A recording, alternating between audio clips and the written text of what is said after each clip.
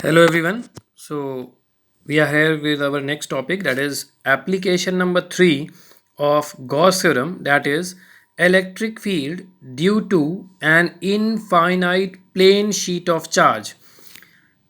Means suppose we have a plane sheet of charge of infinite expansion, means area of the sheet will be infinite, and some positive charge is given over the surface of the sheet. The charge per unit area on the sheet is sigma, means surface charge density on the sheet will be sigma, and the cross section area of a cylindrical Gaussian surface, which is actually considered as a threading through cylinder of the sheet, is A. So now again we have a Gaussian cylinder, and it must have two flat surfaces and one curved surface. So as we can say, for both the flat surfaces, the direction of electric field and the direction of dA vector both are in same direction, means angle between them will be 0 for this flat surface and for this flat surface. Similarly, for complete curved surface, the direction of dA will be radially outwards and the direction of E will be along the surface, means the angle between them will be 90 degree. So let's move towards our derivation. So electric flux passing through the curved surface of the Gaussian cylinder, let it be phi 1, is equal to integration E vector dot dA vector is equal to integration E dA cos 90. For this curved surface, angle between E and dA is 90 degree. So here it is cos 90. Cos 90 is 0.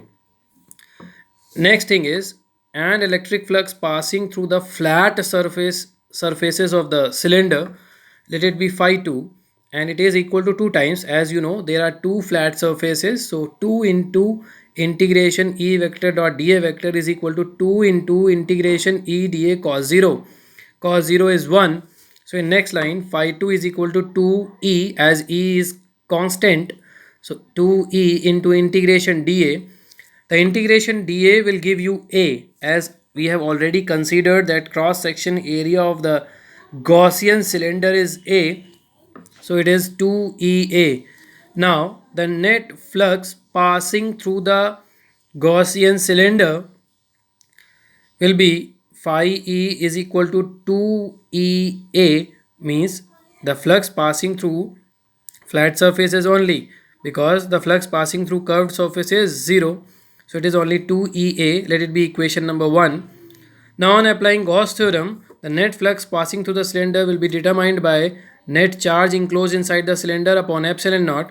As we know, the charge per unit area on the sheet is sigma, so the charge enclosed inside a cylinder of cross section A will be sigma A, as the area of sheet which is enclosed inside the cylinder will also be A.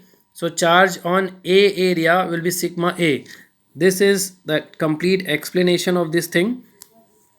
So phi E is equal to sigma A, that is the total charge enclosed inside the cylinder, upon epsilon naught. Let it be equation number 2. Both equations, first and second, actually give the net flux passing through the Gaussian cylinder. So on comparing these two equations, we get 2EA is equal to sigma A upon epsilon naught. A cancelled out, so it will be E is equal to sigma upon 2 epsilon naught. This is the electric field produced due to an infinite plane sheet of charge.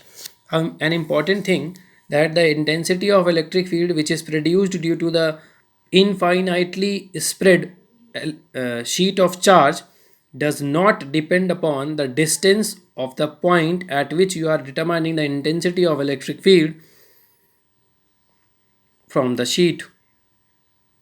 It is totally independent of R. It is only sigma upon 2 epsilon naught. That is all for this derivation. Thank you.